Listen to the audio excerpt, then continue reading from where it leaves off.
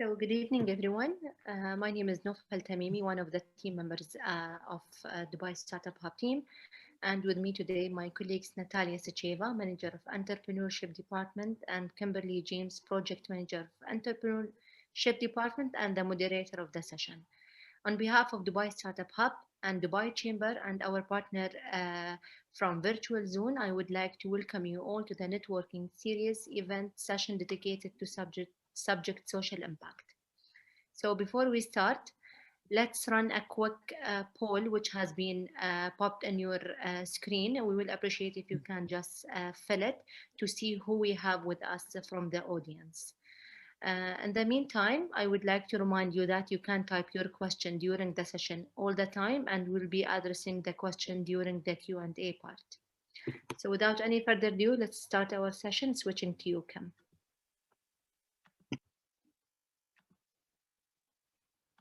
Excellent. Thank you very much, Noof, and welcome to the networking series Week of Social Impact, brought to you, as Noof mentioned, in partnership with Virtuzone. So before we get started, let's see who we actually have in the room with us today.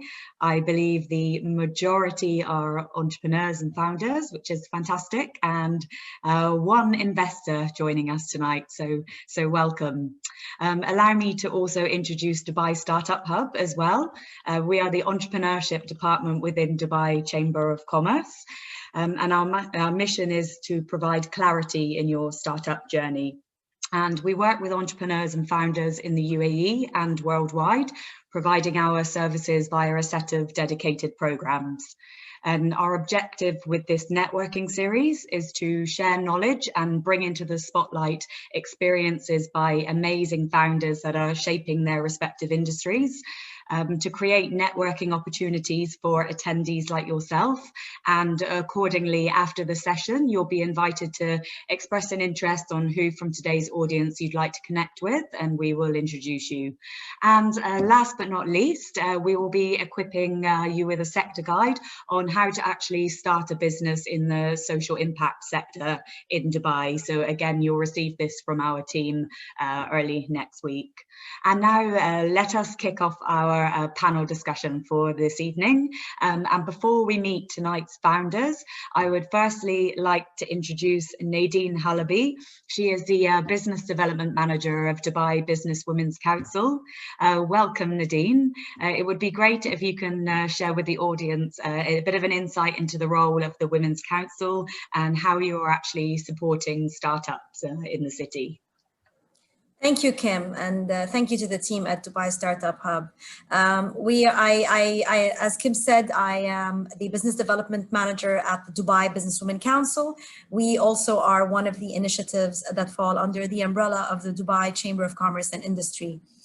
We are the official platform that represents the working women of the city of Dubai, and our main role is to provide support to our members by different ways. So basically what we do is initially, we're all about exposing our members to exclusive or giving them exclusive access to workshops and trainings and seminars and conferences that aim at building and developing their skills. We also focus on creating like a very nice B2B platform where the members not only can meet like-minded women, but also share experiences, perhaps pave the way to partnerships and new business opportunities. There are so many subcategories to the council, but I just want to talk about the most important initiatives that we focus on, and they are the heart and soul of our main mission and objective. The council is there to support the working women. So whether she is an entrepreneur, whether she owns a business or she's part of a family business, our role here is to continuously build and develop their skills. How do we do that? We do that in a series of ways. The first and foremost thing is we have ongoing workshops and trainings on a weekly basis. And by that, I mean, before COVID-19, we were super active in the sense that we had physical workshops taking place at our premises at Dubai Chamber, brought to our members by industry experts. And by industry experts, I mean our ecosystem of partners from the government and the private sector. And what we do is basically we curate content that is pretty much what our entrepreneurs and what our businesswomen need support in. That's done through continuously communicating this with the members, finding out what it is that they're struggling with, always tapping into the latest, most prominent and advanced skills in the market and what it is that's out there that people really have a need for. And so with that, we put together those exclusive workshops for our members and give them access to the latest, most updated information. Another thing that we do is we have 3 major initiatives that we're very fond of and we're very passionate about. The first is every year we come together with an entity or an organization and we put together an Entrepreneurial Academy.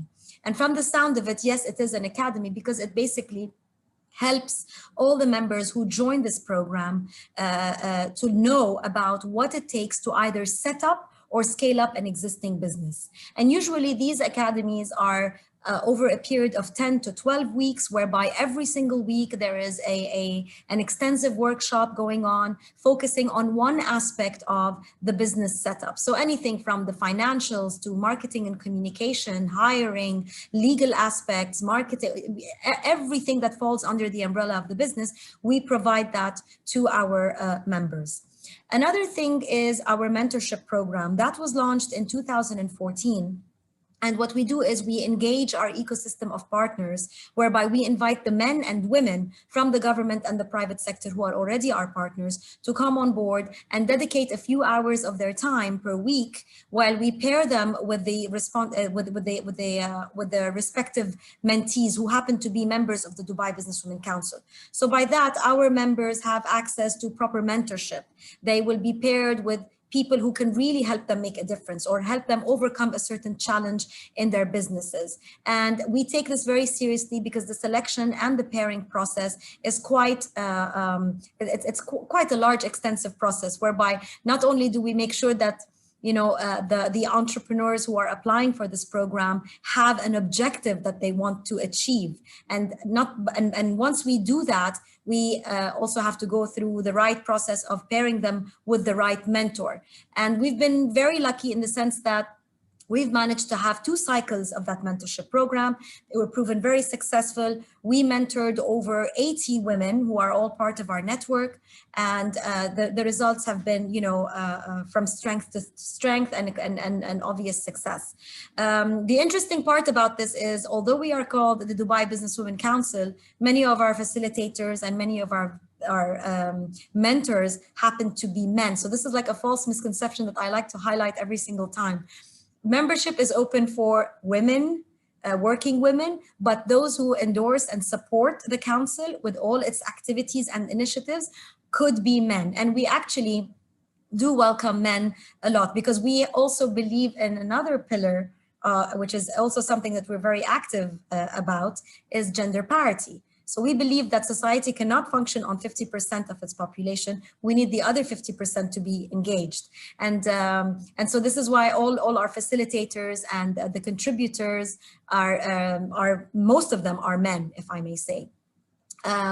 The gender parity part of the Dubai Businesswomen Council is pretty much based on a very solid partnership that we managed to build with the University of Wollongong in Dubai, who is our educational arm, along with the United Nations. So what we do is, because we as a council do not create any policies, what we do is we act as a platform that will bring together experts in different industries, top senior C-level executives to come on board, and we invite them to take part in panel discussions in our forums so that they can discuss the best practices that they are doing within their organizations to increase women in the workforce, to bring more women into senior positions, and also to put women on boards. So by shedding the light on what different organizations are doing from different sectors, we will hopefully allow the audience or those who follow us or those who come to our events related to gender parity see what they can do as well to try to make or to try to create that balance somehow. The gender parity initiatives have been going on for quite some time. We've been super active in the last 5 years. We've even documented all the researches and the findings through these best practices forums and the interviews that we've conducted with industry experts in a book that we published a year ago called A Balance for Better. And that's done also in collaboration with the United Nations as well as the University of Wollongong in Dubai. Now, like any other business council, of course, we have our perks, we have advantages that we provide our members with. But at the Dubai Business Women Council, in addition to all of these things that we try to provide our members with, we also try to give their businesses the visibility that they deserve. So we know that many of our members are entrepreneurs, and especially now after COVID-19, most of the businesses have been struggling. People are trying to bring in new business. People are even trying to stay afloat, and we understand that. And what we've launched quite more aggressively this time is we started reaching out to our members, asking them what it is that they need in terms of support. And mostly it was, as everybody knows, it's lack of new business, there's no money coming in, businesses are struggling. So we decided that by showcasing their businesses on our platform, be it the website, be it our newsletter, and even our social media platforms, we were able to create more visibility for the businesses and the services of our members. We've also done a lot of call to action initiatives as well. During COVID-19, many of our members came to us and told us that they needed also more help, more support. And so we also launched a program with Creative Zone Dubai, and we put together an accelerator program in which we incubated over 120 women free of charge for a period of over 13 weeks, whereby every Tuesday of every week, with the exception of national holidays or special holidays, we provided them with webinars that focused on different aspects of the business setup or business scale up. And that has proven to be quite successful, especially at a time like this, where people not only wanted access to information, but they wanted access to the latest tools, innovative tools, to be able to navigate around the current situation and what everybody's calling now the norm. So we try to be there for our members. We try to be there for the business community the best way we can. We provide our members with a platform where they can also connect with other members through the website, through something that we call a members forum that we have. Once somebody joins our council, we automatically generate a username and a password, which gives them access to that online forum. And so this will enable the member to directly reach out to certain people that they're trying to get to, or even try to search for people as per industry. Basically, whatever it takes to try to help them reach out their target people. We've collaborated with great multinational companies who have come on board to support us over the years. We've had specific workshop series put together and curated by the likes of JP Morgan, for example. They gave us a beautiful 3-week workshop and training that's centered around finance and investment. And basically what that does is it sort of like educates the members and tries to help them on creating the right financial plans for their business, or those who are already very successful, what they can do to move forward and venture into investment. It allows them also to connect with the right people from that organization to see if they want any further development, further help, further assessment, and another form of mentorship as well. So in a nutshell, we are here to support the business community, as you are to Kim, you and your team at the Dubai Startup Hub. We are basically, at the end of the day, we all fall under the umbrella of the Dubai Chamber of Commerce, whether it's your team or mine, but we are here to support in every way possible. And I feel that it's a great platform for entrepreneurs to plug in and to connect, so that they can always improve or work on a better version of themselves, a better version of their businesses, and so on and so forth. So I hope I covered the main general idea of what the council is all about. Yeah, absolutely. Thank you very much, Nadine. And we appreciate you giving kind of a highlight overview of what the council is. And I know that we're only just scratching the surface. So perhaps if you wouldn't mind, even in the Q&A in the chat box, just mentioning how the audience can actually have a look at the membership, how can they apply to some of the programs and join your events, and then they can take a look after the session. Definitely. And also, yeah. Just before we jump to the next segment of this talk, it's a very, very straightforward process. I also want to clarify something, that the Dubai Businesswomen Council is open to, as a membership purpose, it's open to women who are working. So basically, anybody who is an employee, an entrepreneur, or even a business owner can apply for a membership. That's one. Two, we are a nonprofit organization, so our membership fees are very reasonable on an annual basis. It's a 500 dirham fee, and in return, there is a list of advantages and benefits that our members have access to. So far, we have more than 700 members on board from 81 nationalities.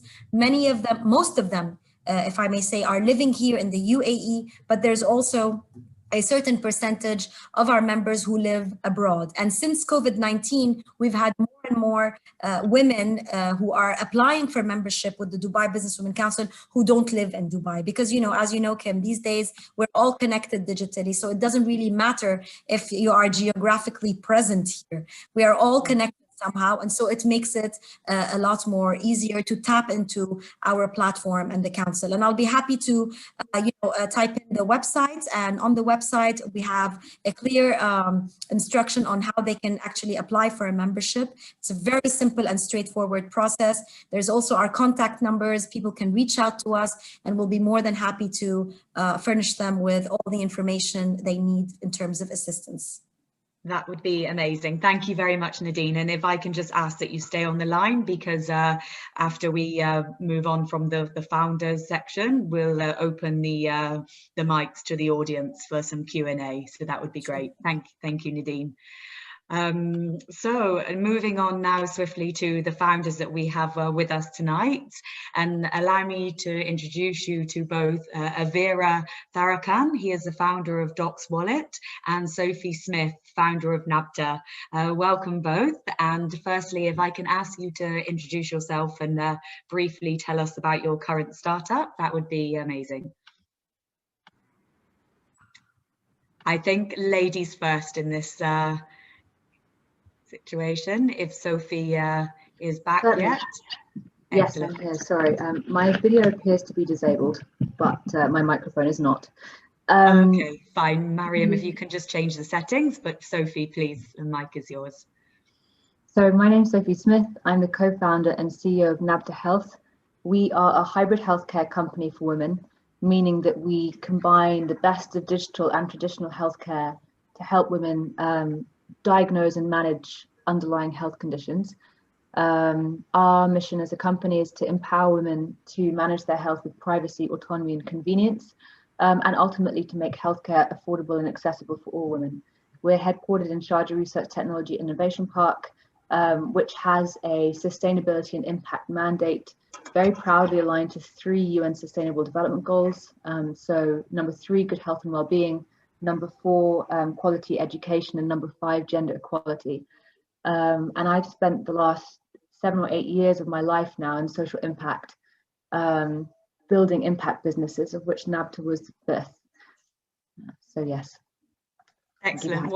What an introduction. Thank you very much, Sophie. I'll come back with questions in a second. I'll just pass the mic to Avira. Hi, thanks, Kim. My name is Avira Tharakan. I am the founder of Docswallet. Docswallet is a digital locker business company that allows you to have your official documents electronically stored in a phone. We got acquired by VFS about 6 months ago, in the first half of this year. And I currently lead the business unit of VFS's Docswallet business. Our vision is to make travel seamless to start with, to have your credentials, identity documents, everything on the phone, So you would not have to carry any piece of paper when you travel, which goes across for passports, identity documents, and travel documents. And VFS is now based out of Dubai. They're headquartered in JLT, and we're present in more than 130 countries with about 2,500 visa applications sent across. We are looking to look at getting the whole business into the next level of digitalization without the actual use of paper. So we are aiming to make the world a paperless place. Thank you. Excellent. Thank you very much, Avira, and it's a pleasure to have you back with us this evening. So my first question is to you, Sophie. As you mentioned in your intro, you've established a number of impact enterprises in quite quick succession, including a plastic recycling company in Sierra Leone, a doctor finding platform in Pakistan. It seems that you have quite a natural tendency to start businesses with impact. What personally led you to start a business within this field? So I think the desire to have a kind of mission-driven business is probably there on some level a little bit in all of us. I wrote a manifesto for a social enterprise that was called Making a Difference, short for MAD, which is what most people thought I was, to be fair, when I was 17. It didn't materialize because then I went to university and became distracted with university life. But I think I've always wanted to have a positive impact on the world. Both my parents are doctors and have had very kind of vocational careers. They between them actually. So my mother, I'm the oldest of 8 children. My mother qualified as a doctor and then never practiced because she had me and then had all my siblings. But my father, until recently, was the National Clinical Director of Diagnostics for the NHS, and was one of the national leads for the NHS's first big digitalization programs, PACS. And they, over the last 20 years, alongside raising a family and having full-time jobs, have set up a trust which now has 4 schools in the UK. And I think they're very impact oriented and have always looked to do things that are bigger than themselves. And so maybe that's kind of carried through in us as well. But I think with the businesses I had previously, I think it's very important always to find the business that is right for you. And I think you know exactly when you found it, but until then you probably don't. You might convince yourself that you've found a business that works for you, but you pretty quickly work out once you've had to pitch it 24 times, which quickly becomes 200 times. Once you've had to work with it on a day-to-day basis, once you've had multiple disagreements with your co-founders and you've had to hire and fire people, you work out what the business is that is right for you. So Nabta was the 5th company that I founded in 4 years. The plastic recycling company in Sierra Leone is doing phenomenally well under my business partner there, but it just wasn't the right company for me. I think in Nabta I found a company that I will comfortably spend, and I hope, the rest of my life working on. So I think you know when you find the company that is yours for life. Excellent. Thank you very much. And what an inspiring family you come from. And it's clearly somewhat in your blood to help others. Moving back to Avira now, and a slightly different question. But Avira, you established Docswallet, I believe, 10 years ago now. And we'll go into more detail about your business later. And fast forward to recent times, you've been supporting and mentoring young business leaders in India, I believe. How important is it for you as a business founder to give back to the community? Sure, thanks. I think it's very important to figure out what can go wrong very early, so that you don't have to repeat the same mistakes that others or the earlier founders did. And it becomes sort of hard to learn those mistakes. So if you can avoid, and that's the entrepreneurship, right? It's not focusing on what you do, but on focusing on what you should not do. And if that is available with you in the initial days, and all of these could be options in front of the entrepreneur that you're mentoring, that gives them a whole lot of options to choose from to focus on what you should not do. Figuring out what to do is slightly easy, because then you end up using a lot of bandwidth, resources, and that's how typically startups fail. So we are going back to entrepreneurs and telling them what you should do, not telling them what you should do, but the focus is on what one should not do as an entrepreneur in the initial days. And beyond a certain point, they're able to take wings on their own, and they're able to adjust to the markets and structures. And this is what incubation does technically, that initially sort of guard the business from the normal weather tear that it can't sustain, and then focus on giving those advices. So I find a lot of, knowledge is as good as it gets shared. So there's a lot of, satisfaction when you actually go back and talk to people and letting them know what are the probable and the normal mistakes, let's say 9 out of 10 startups make in the initial days. And of course, there's nothing like seeing success from these, the people that we mentor, and coming out with a successful startup. And then I think that's the key part of what we're trying to do here. Yeah, that's when it's highly rewarding, when you see the results and you've saved these businesses time and perhaps money sometimes. Thank you very much, Avira. And Sophie, I'll go back to you, and I'll also warmly introduce your cat as well, who has decided to star in tonight's panel discussion in the background. Sophie, this is kind of a lead on from your last question, and I think I know the answer anyway, but how important do you think it is for other startups to consider embedding social impact into their business from the get-go, even if it's not a social enterprise itself? I think it's very important. So we were named to the Meaningful Business 100 this year, alongside companies like Patagonia, Google, Adidas, companies that actually do significantly more, I feel, than we do in terms of impact. But I think if you look at customer loyalty today, there is a trend globally to pick and to back businesses and individuals who appear to be acting in the interest of people and planet, as well as profit. And so I think you might select a brand initially because you like what they're selling, but you'll stay with them forever because you love who they are and what they do. And so I think from a retention perspective, if we're talking purely business KPIs, having impact is very important. I also think now in this post-COVID world that we live in, where a lot of companies are choosing to shut offices that they have, to have people working from home, if not 100% of the time, 4 days a week, 18 days in a month, you are creating an environment where people have less distinction between their public between their professional and their personal lives. They are in closer proximity to the things that they love, but to the things that they also at times would like to get away from. Maybe my companion in this call being a case in point. And so you have people, and we've seen mental health deteriorating around the globe. Initially there was sort of an uptake, but now actually being stuck at home, not having the kind of human interaction that you experience in a work environment, is taking its toll on people. So when you're struggling a little bit with the job that you have, what keeps you going? I would say it's a sense of purpose and being part of a bigger mission and a vision that's larger than yourself.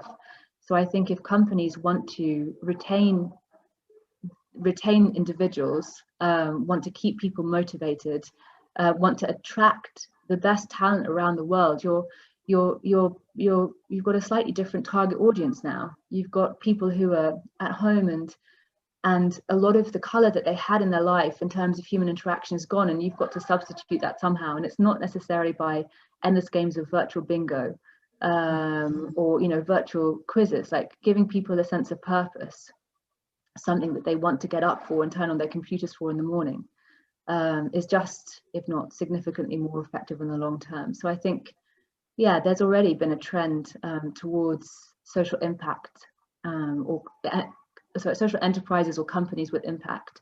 There has been $1 trillion set aside to invest in businesses with impact over the last year. Not much has been invested yet because I think social enterprises are still seen as high risk for whatever reason. But the appetite to invest in impact is there, and increasingly, I think on every level there'll be a demand for it. And for our founders that are on the line tonight, I think it's easier to have this embedded from the start, from the get-go, when they're shaping their business, rather than trying to bring it in later. So it's food for thought for everyone on the line. Thank you very much, Sophie. Moving back to you, Avira, and just more on the business side now. So Avira, you were acquired by VSF last year, which is a huge achievement. So congratulations again.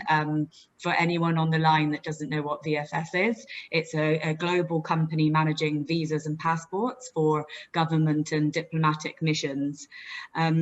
Avira, if you can just talk a little bit about your business strategy and how it led to this acquisition. Sure, Kim. You know, of course, the whole background of this was, you know, working in a bank, I found that, you know, people and enterprises were handling too much of paper. And the whole idea was how to eliminate paper from people and enterprises. But that required a little bit of compliance. There has to be absolute clarity as to whether the document was forged or there was any manipulations. So there was a lot of trust on paper documents. So more than the tech, it was more of, you know, behavioral changes that we had to bring within people's mindsets and how to use electronic document versus a physical document. Even today, there's a lot of friction on changing from a physical paper. A lot of places you can actually avoid using paper, but it still continues. The technology exists on digital signatures and other formats on how you can do business digitally.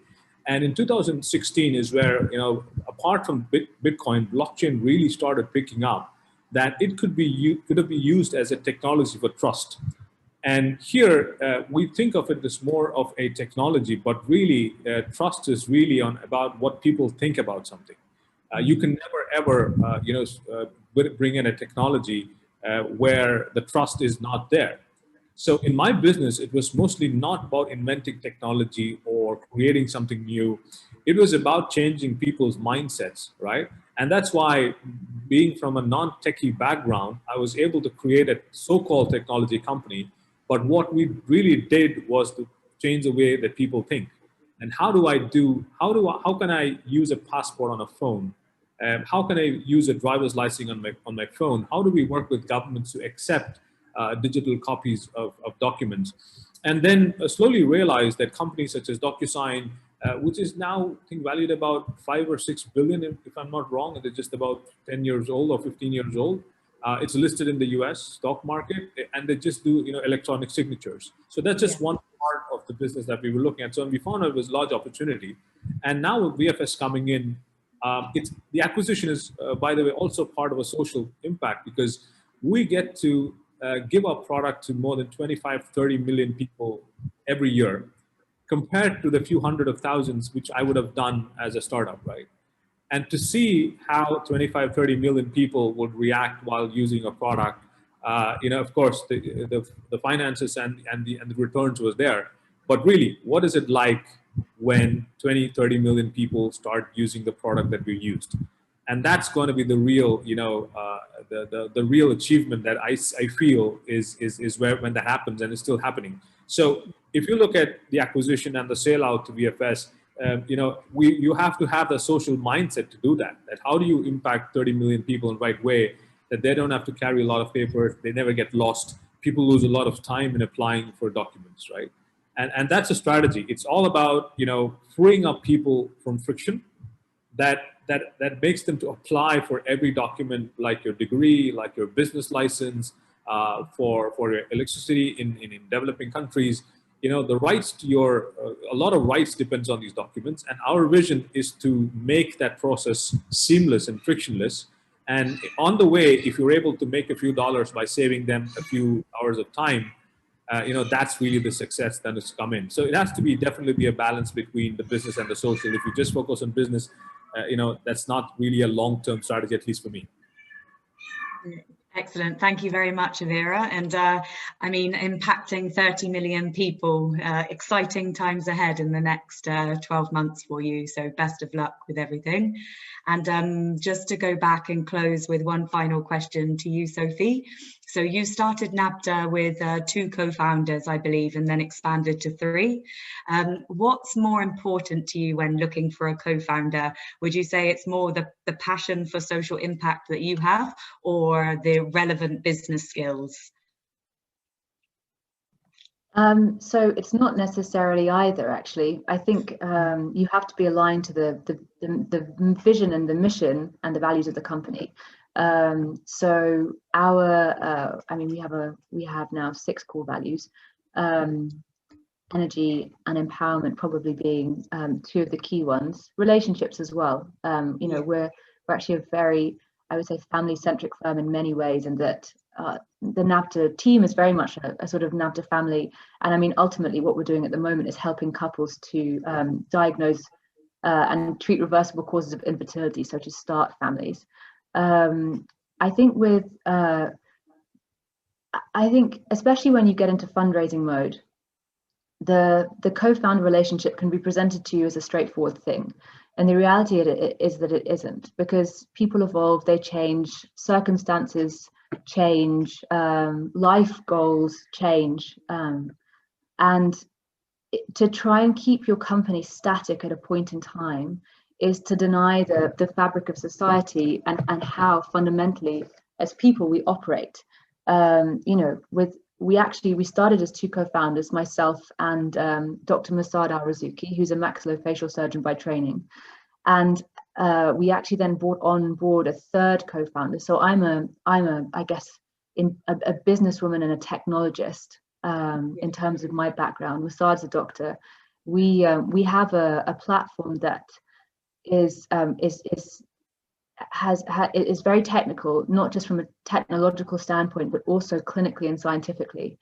So we brought on board our 3rd co-founder, Dr. Saba Al-Zabin, who has a PhD in immunology and molecular oncology. We brought her on board in November 2018, and then subsequently, actually, my original co-founder stepped down as a co-founder because, for personal and professional reasons, he found that he wasn't as committed to the mission and vision of the company anymore.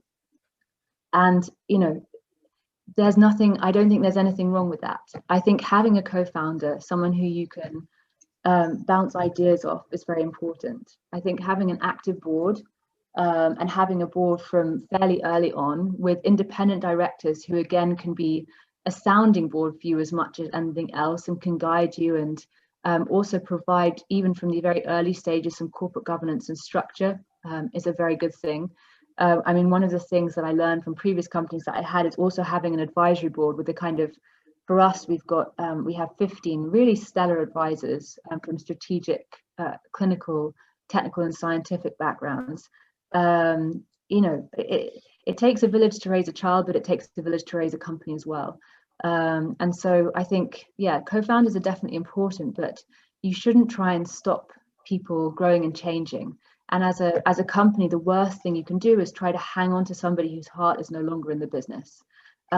We apply the same principles, I think, to everybody, no matter what their position in the team. When you join Nabta, you have to answer 2 questions. Why do you want to work in women's health, and why do you want to work for us specifically? And if you can't answer those 2 questions with a degree of conviction, it doesn't matter how technically brilliant you are, we won't hire you.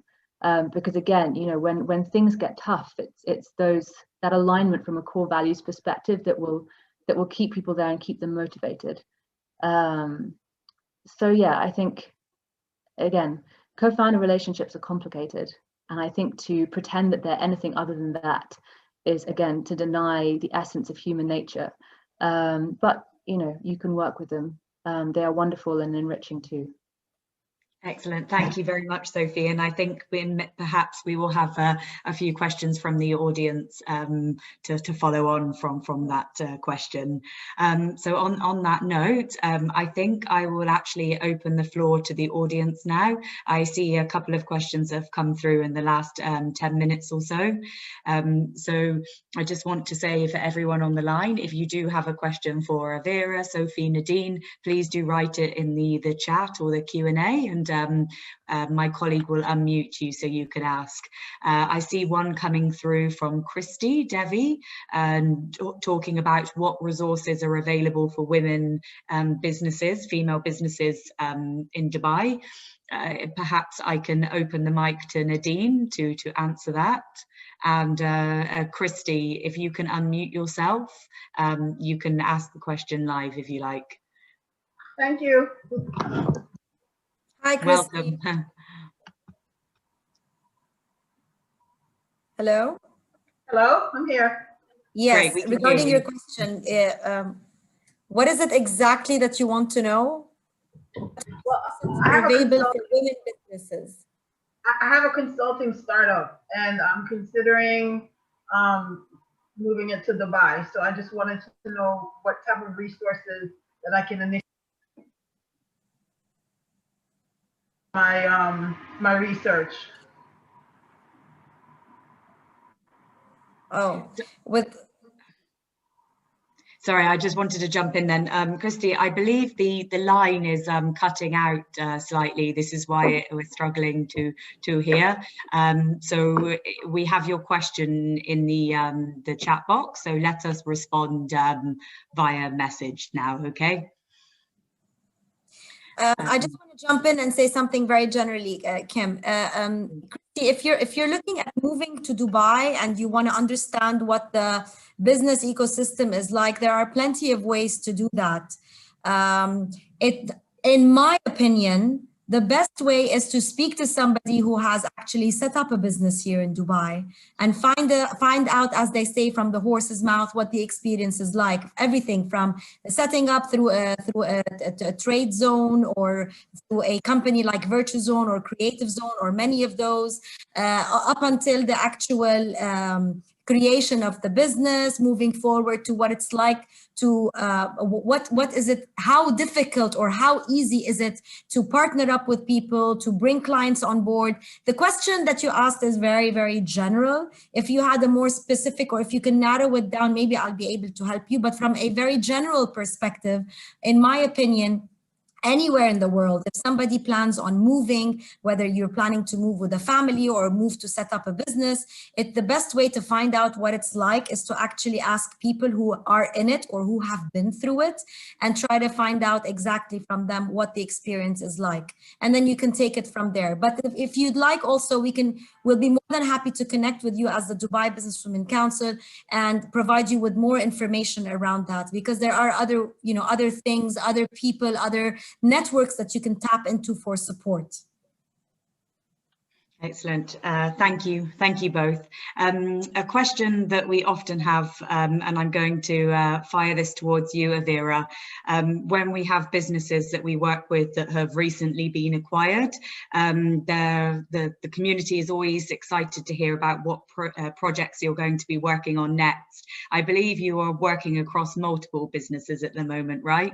You want to share any kind of sneak peeks of what's coming next in Dubai? Sure. So, we have a retention agreement with VFS. Having said that, I am actually working on a couple of other projects. It's mostly related to the food segment. It's about, we're actually building a platform for community. So we're working on that. It's just in the idea stage, which is ideating on that. And the whole idea is to bring, communities together. And especially, again, a lot of businesses are going to be, set up exclusively on the post-COVID scenario. If these businesses were talked about the pre-COVID era, that would not exist. A lot of these models that started coming in, which are going to be exclusive in post-COVID, and at this time, our knowledge won't be enough for us to help this. It's going to be more of imagination and collaboration, and failing a lot of times, which I like to do, which is why I started up in the first place. But that is going to be a lot of fall and up, and so there's ideation going on, and there's nothing like changing the way something's being done. And I could give you the first thing. It's going to be on the food segment. It's going to be big communities, and that's all for now. And hopefully we should be able to have more details in maybe a few months where the whole thing gets structured. Yeah. Fantastic. Well, we look forward to hearing from you in a couple of months then with some more information. Thank you, Avira. I'm just going back to the chat now, and there's one question that came through from Risa asking about this year's GITEX and Dubai Chamber. Very good question. I'll take this one. Yes, the Dubai Startup Hub, we will be exhibiting as usual at this year's GITEX Future Stars. We'll be there from the 6th of December all through the week. So please, if you have a ticket and you're braving the in-person show, then do come and see us. We have an exhibition stand near to the Investor Lounge. Do we have any more questions coming through? Any more questions relating to social impact, co-founders, selling your business? We'll just wait a few minutes just in case anyone. Please feel free to either raise your hand in the Q&A or you type your message.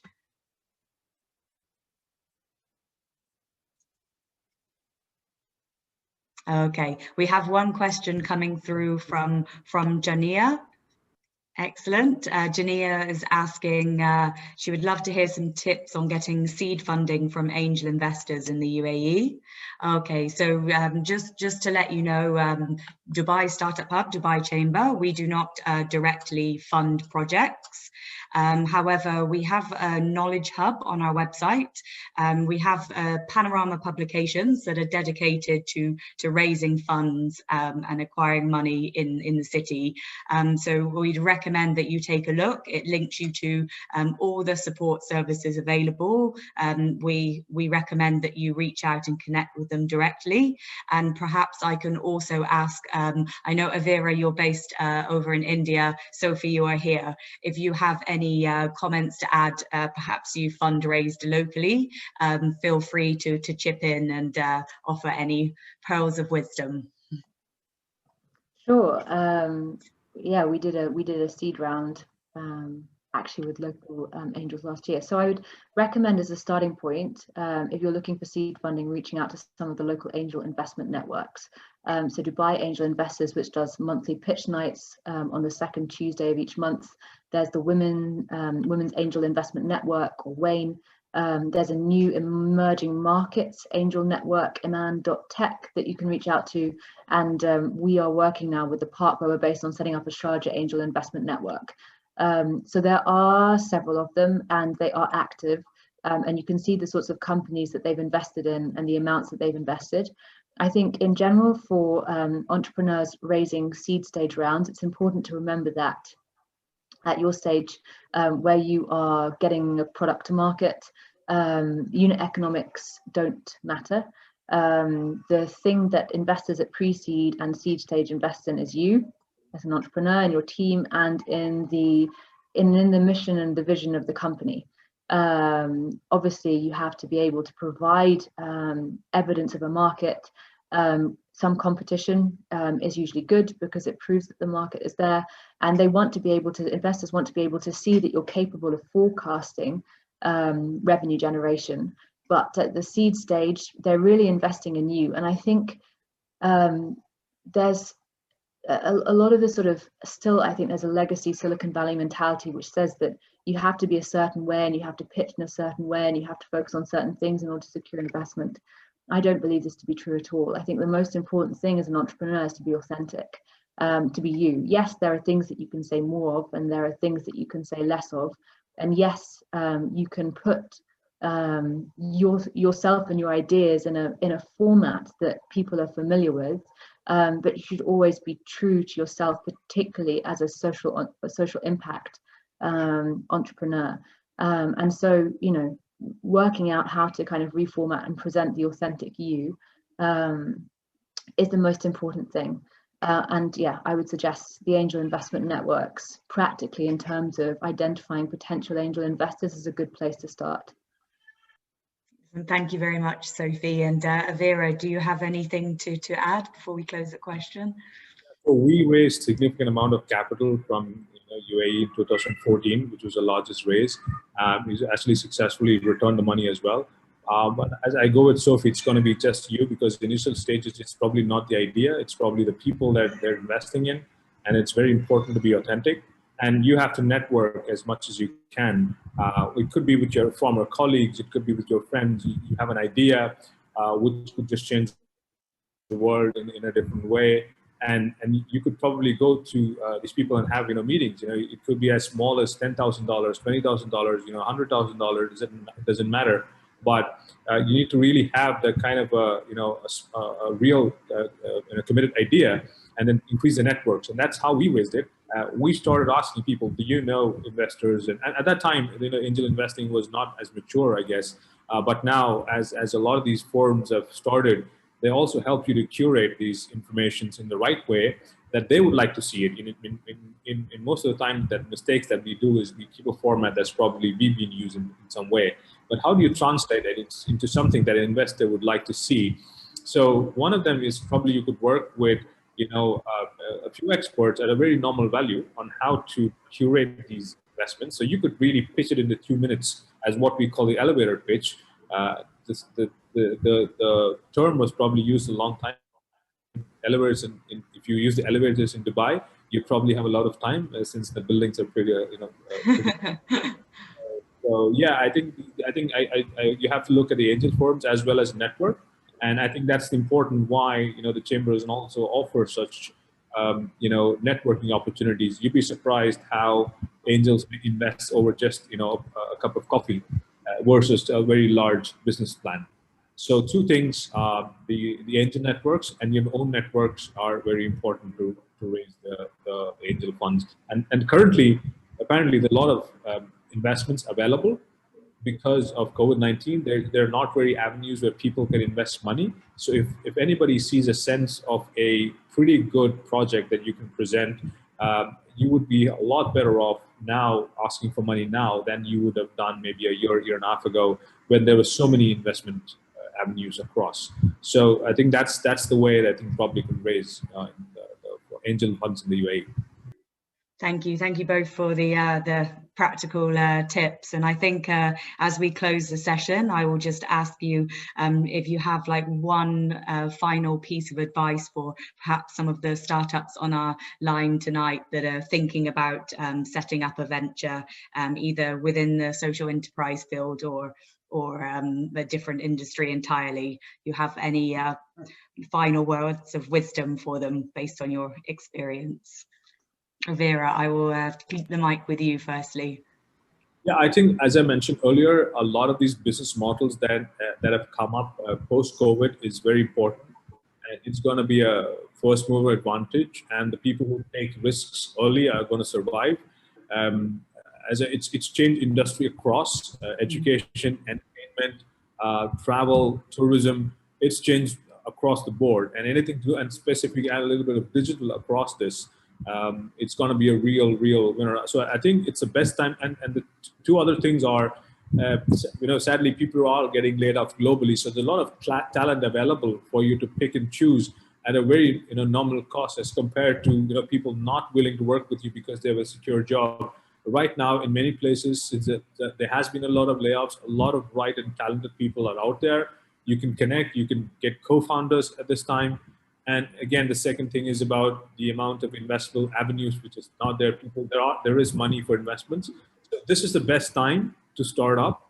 If you've got a reasonably good idea, and it's got that area that addresses the post-COVID scenario, I think that's going to be the biggest area that we need to sort of focus on, because changing from pre-COVID to post-COVID by large corporate is not happening because of the positions that they're in. It's only the startups that can change the way the business are being reinvented, the agility, the teamwork. So it is the best time to start up and attract funding for all the other activities that you think to go over. I think it's the best time ever. Excellent. Thank you very much, Avira. And over to you, Sophie, if you have any final comments or advice.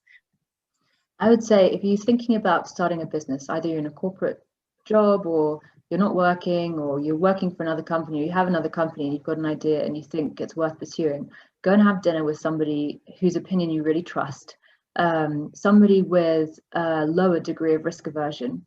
Ask them openly about the business. Don't ask them with leading questions what they think. Get their opinion on it. And if they're positive about it, and they're telling you, yes, this is a good business, this makes sense in the context of you, ask them to introduce you to somebody that they know. It doesn't need to be somebody who's relevant for your business, although that would be great. Ask them to introduce you as Sophie Smith, co-founder and CEO of Nabtahealth, of the name of the company that you want to found, and then you're started. And I think for some people, just having that introduction, having that little push is all that they need. You know, having it there in black and white in front of them and someone else has validated it, is the push that they need. And yeah, it just takes one dinner and the opinion and the gentle push of one person you trust to get going. You won't look back. And this is what happened to you when you started Nabta? No, I think most people that were there with ropes, with my first company being like, no, Sophie, don't do it. I come from a very risk-averse family. But no, I have pushed many people gently over the years, and not one of them has ever asked me, why did you do it? Excellent. Well, wishing you the best of luck as you continue to grow Nabta and potentially many other ventures over the next 4 years. So thank you everyone for joining tonight. We're just coming to the end of our session, so I would like to hand the mic back across to my colleague Nouf. Thank you, Kim. On behalf of Dubai Startup Hub, I would like to thank our speakers, Avira, and Sophie, and Nadine, for being here with us today. And thank you for our audience for attending the session. Please be aware that we'll be share the guide which Kim has mentioned earlier, and early next week, aside with a short survey where you can mention with who you want us to connect you with from the speakers. And as Kim mentioned, again, we are exhibiting in GITEX this year. If you plan to attend the GITEX, please visit our stand and say hi. So I believe we have reached to the end of the session. I wish you a great night, everyone, and don't forget to sign up for the next session if you are interested in sustainability. Have a great night. Bye-bye. Thank you, everyone.